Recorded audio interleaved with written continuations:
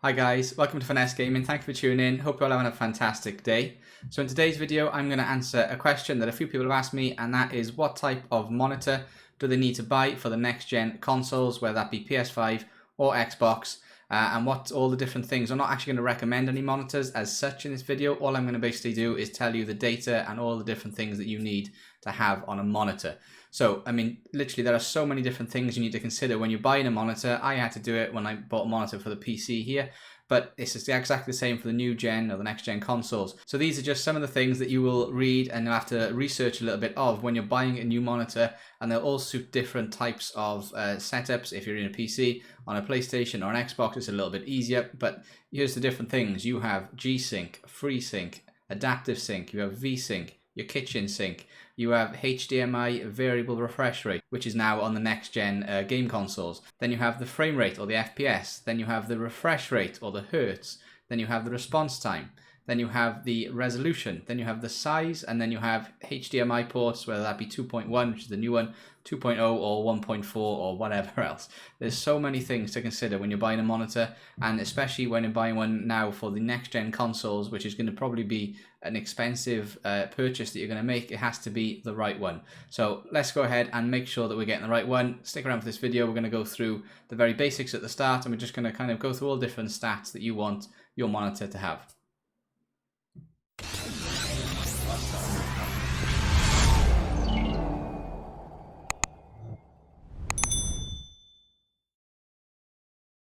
Okay, so let's start at the very beginning then. We're going to go over what the monitor basically needs, and we're going to go through what all of the different things are. So the three basic things, and this is one of the biggest confusions actually with gaming monitors and manufacturers. Now Sony market and sell the PS5 as a next-gen console, obviously, that can do 120 Hertz. But that's not technically true. It's a little bit of salesmanship, because 120 Hertz, everybody knows what that is, but it's not actually the console that does that, it's the monitor.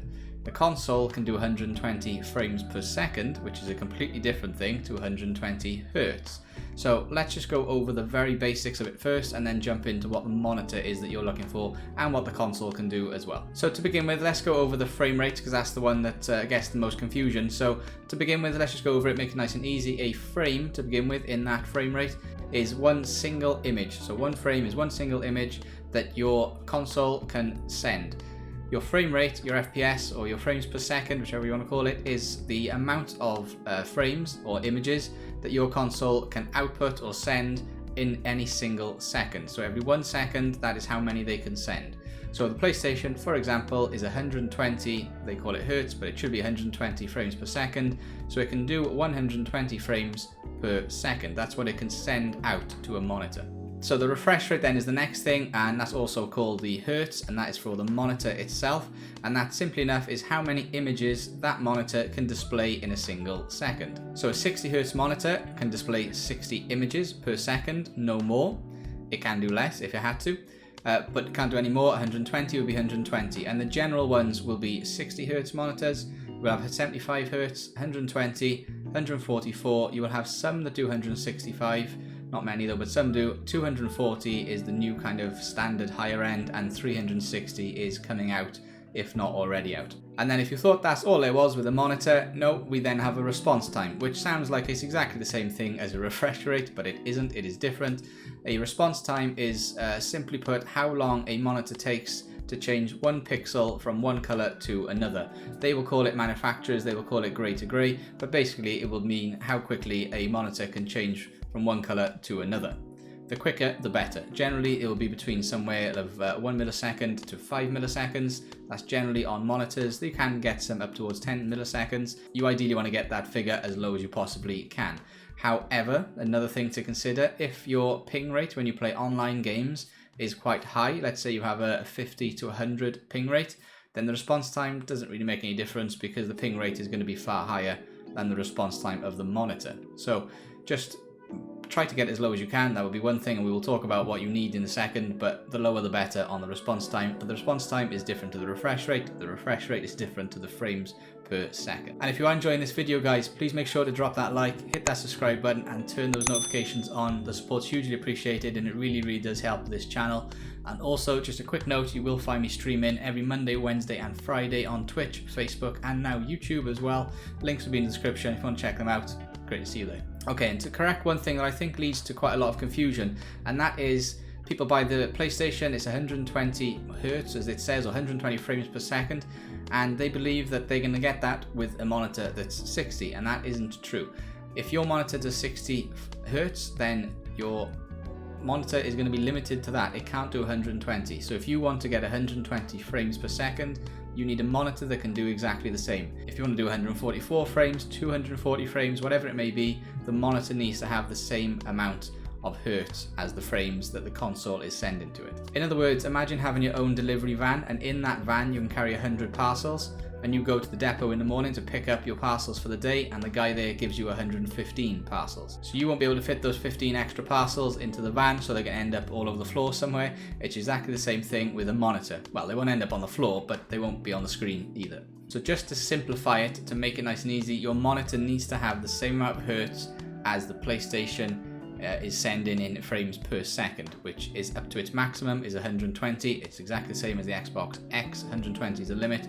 PCs can go above that if you get the right technology in them, but it's worth maybe getting the monitor or thinking about how you want to play games, which we're going to cover in a second, as to what monitor you're going to buy. It's an obvious thing to just go out and buy a 120 Hz monitor, but it may not be needed, and actually you could actually buy better ones that don't need to do that. So we'll check that out in a second. Okay, and before we go any further, we're going to cover something that I know people will probably ask and talk about, which is the HDMI, or PlayStation's I should say, variable refresh rate.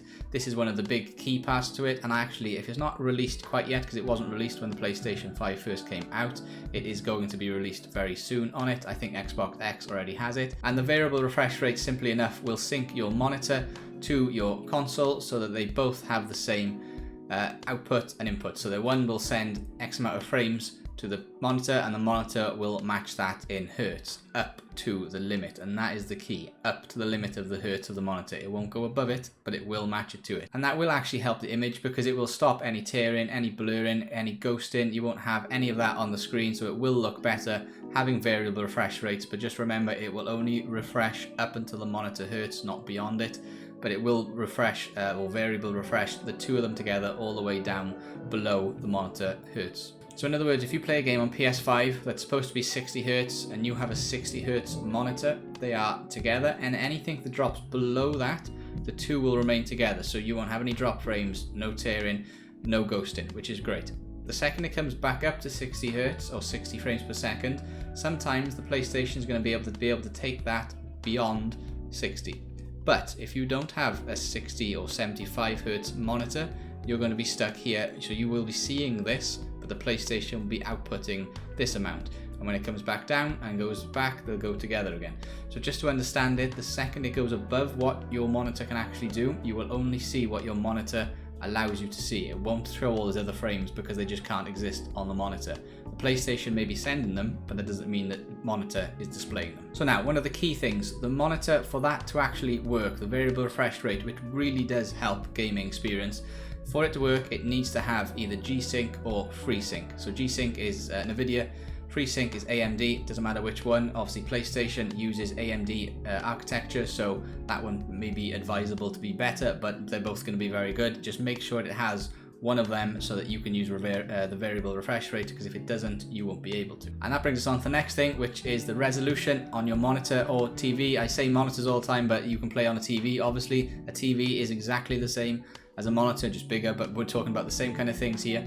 The resolution, so generally you're looking at 4K or HD, which is 1080p, and they're the two main ones right now. And put simply, the resolution is the amount of individual pixels that you will see on the screen. So the more pixels, the better the image, the better the color, which is why the 4K monitors just look incredible compared to the 1080p ones. They're obviously 4 times better. There's a lot more pixels on the screen, so they are going to be better in color and in the image that you're seeing as well. And then if you are going to go ahead and go on a gaming monitor, you will have a choice of different panels as well. You will have a TN panel, you will have an IPS panel, and you will have a VA panel, which is quite new. So the first one then is the TN panel, and that is probably currently the most common panel that you will find. It is usually the one that people will use for online multiplayer games because it generally has the lowest response time, but it also has, out of the three, the worst picture. So a lot of times playing online multiplayer games that are competitive, people want the advantage of the response time and the refresh rate, so they go for that instead of the picture quality. However, if you want picture quality, then the IPS panel is the best one that you can buy. And if you do want to splash out a little bit, some of the newer IPS panels, some of the better ones, do have a very low response time as well. And then you have a VA panel, which is new-ish, and that is really somewhere in between the other two. So it's got a decent picture, not as good as an IPS, and it's got a very fast response time, sometimes not as fast as the TN panels. So it sits somewhere in between. Again, that one is going to be a little bit more expensive. Generally, the TN panels are the cheapest.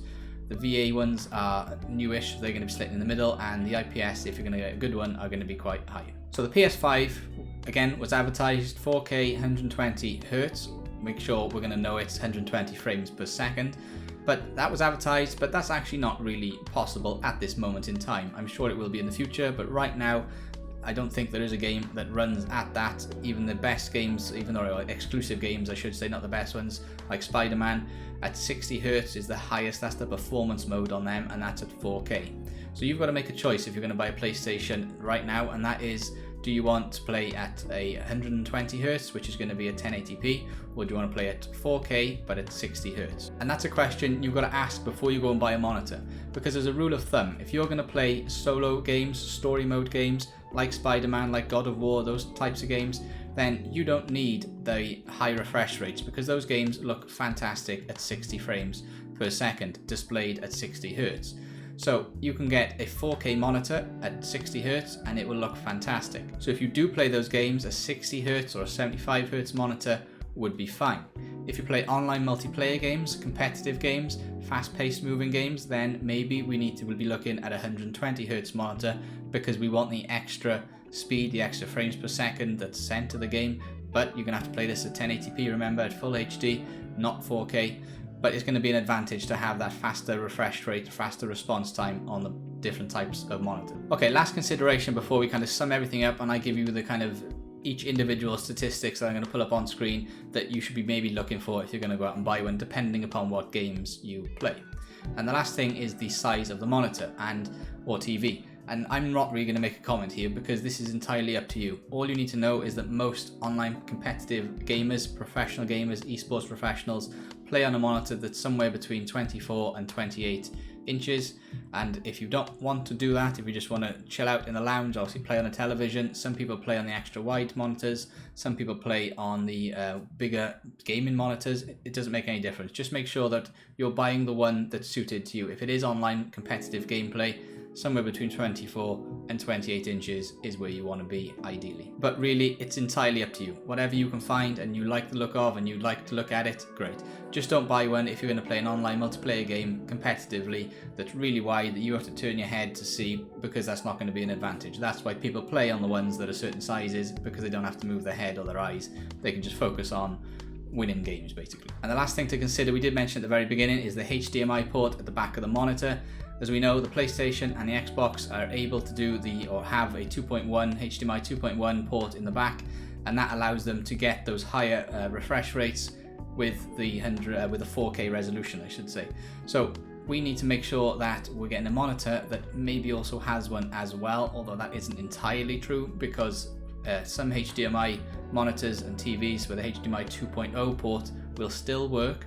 But if you're going out to buy one for future and to make sure that you've got it for the next 5 to 10 years that's going to work, it might be worth looking at one that does has a 2.1 port just to make sure. But you don't have to. 2.0 is still going to work just fine, and I will explain now why you might not even need one anyway. So let's go and have a look. Let's sum everything up and let's have a look at what we need to get. Okay, so if you play online multiplayer games, competitive games, this is what you need to find from a monitor. So you're probably not going to be looking at the 4K monitors for this reason. I will explain in a second. So the full HD, which is 1080p, is going to be just fine. 120 Hz or 144 Hz is going to be perfect. If you go above that, really it's a bit of a waste. For example, the monitor that I've got here that I play on is 240 Hz, but the PC can output 240 frames per second, so that's why I have it. But the PlayStation isn't going to be able to, nor the Xbox, so 144 is really the maximum you want to be going to. 120 is just fine as well. And unless really you want to go out and splash out loads of money on some of the 4K monitors that can do 120 Hz, they're going to be very expensive. I mean, they will look good, but they are going to be very expensive. So it depends upon what you want to do, but I'm talking online competitive gaming here, not other games at this moment in time. Try again to aim for the HDMI 2.1, although if you plan on playing this at a 1080p, so if you're buying a 1080p monitor, so a full HD monitor, not a 4K, then you don't need it, because it's only needed to play at 4K, 120 frames per second, not at 1080p, 120 frames per second. So just remember that HDMI 2.0 is just fine if you're going to play at full HD. Make sure, this is one of the key things, make sure it has G-Sync or FreeSync. And just so that you know, the monitor on my left here that I used to use for gaming, that I now use as my second monitor, this is the Asus monitor. I can't remember the name of it, I'll write it on the screen now. But this does 144 Hz, or this has 144 Hz, but it doesn't have G-Sync or FreeSync. So this monitor could be good, but it is absolutely no good for these latest next-gen consoles because it doesn't have either of those two syncs, so variable refresh rate unfortunately won't work on it. So make sure you get one that does have G-Sync or FreeSync, which is one of the key things. And then if you can, look for one with a response time as low as you can get it. 1 millisecond is perfect. If not, make sure it's below 5 milliseconds. 5 milliseconds is still going to be okay, but if you really want to go for the high competitive ones, go for 1 millisecond if you can find them out there. They may get up a little more expensive though. And a good IPS panel is going to look fantastic, better than the TN panels, but remember they are going to be quite a bit more expensive for that low response time. If you want a 1 millisecond response time on an IPS panel, it will be slightly more expensive. If you don't want to spend too much on it basically and you want the other things, you're going to give up a bit of picture quality, which is what I have done, by the way. This monitor isn't an IPS panel, it's a TN panel. I've given up a tiny bit of picture quality for the advantage of the frames per second and the refresh rate. So if you don't want to spend a bit more money, aim for one of the TN panels or maybe one of the new VA panels if they're a little bit cheaper. Okay, so that is online multiplayer games, specifically online multiplayer games. If that's what you're going to do, there's the things to look for. So this now is for the single player games. So this is the games that focus on story mode from solo play. That could be things like Spider-Man, God of War, even some of the Assassin's Creed games and things like that, where you're not online against other players and there's no advantage and having faster hertz. What you're really looking for is the best picture, best gaming experience that you can get. This could be sitting in your lounge on a television or at a desk on a gaming monitor. Doesn't matter, it's going to be the same sort of thing. So here's what to look for. This now is where we're going to begin with the 4K monitors. Ideally, take advantage of the extra pixels, take advantage of the extra color and the image quality of the 4K, and try to find one that does have a 4K resolution. Don't worry, I would have said, about the 120 Hz, because for two reasons. One, at this moment in time, games don't even support 120 Hz, and even when they do, at 60 frames per second, some of these games, or all of these games, actually just look fantastic. So you don't really need 120 Hz for this type of gaming. We need to get one that's at least 60 Hz, but if we can find one that's maybe 75, that's great, because it may just help that variable refresh rate as well. But 60 Hz or 75 is going to be all you need. And if you really want to go and future-proof this so that at some point in time when PlayStation games do come out supporting 4K 120 frames per second, which they don't right now, but they will in the future, if you do want to get one that's going to future-proof it, then find one that's 120 Hz as well. But that will be quite a bit more expensive if you're going to go and do it. And remember, if you are going to buy one that has that, it has to have ideally a HDMI 2.1 port. It's not a massive necessity because most of them, like I said, will allow 120 Hz 120 frames per second at 4K resolution, but just to make sure, try to get one with a 2.1 so that it is future-proofed. Or it's probably best, actually, if you are going to buy one that's got a 2.0 port, just do some homework on it first, just make sure that that will still support 4K at 120, because not all of them will, but some will. And again, make sure that it is G-Sync or FreeSync compatible. It needs to have one or the other for that variable refresh rate to work, so make sure it has one of them when you buy it. And again, the response time here is the same as the online gaming one, but it's not as important this time. So you can get a response time on some of these that may be 10 milliseconds or below. You don't need it to be 1 millisecond. Yes, ideally the lower the better, but if it's a difference of quite a few £100 between maybe 6 or 10 seconds to 1 second, you won't notice a big difference playing these types of games with that. So 5 milliseconds I suppose would be like that perfect middle point. Aim for that. If you can get one for less than that, perfect, but 5 milliseconds will be just fine. And also, if it is a gaming monitor, again, an IPS panel is going to be the one to go for instead of a TN or a VA panel, and that's just because the picture quality is going to be so much better for you. Increasing the game quality, increasing image quality is what you want to do on these types of games. Okay guys, that's the end of the video. I hope you enjoyed it. I tried to cover basically as much stuff as I could. We didn't go too much into depth here by the way of anything really in the monitors. It was just the bare basics of what you're looking for, and just to clear up a few things that are, I think, just misunderstood and confused a little bit with each other at the very beginning. So if you did enjoy the video guys, just make sure you do drop that like, hit that subscribe button and turn notifications on. Your support will be hugely appreciated and it really does help the channel. And also guys, if you do want any more videos of more detailed analysis of gaming monitors or televisions that are made for kind of gaming or console gaming, then please let me know in the comment section below. I can go more into depth into the different terms that you will find when you're buying gaming monitors and into the different statistics and data that you need to find. And also, if you have any other ideas that people may need to look for, just post those in the comments below so everybody can see. And also, like I said earlier, you will find me streaming on Twitch, Facebook, and now YouTube as well. If you do want to check them out, links will be in the description below. I stream every Monday, Wednesday, and Friday. So if you want to come and hang out, you can ask all those questions in the chat if you want to. And until next time, guys, keep gaming, keep safe, good night. GG.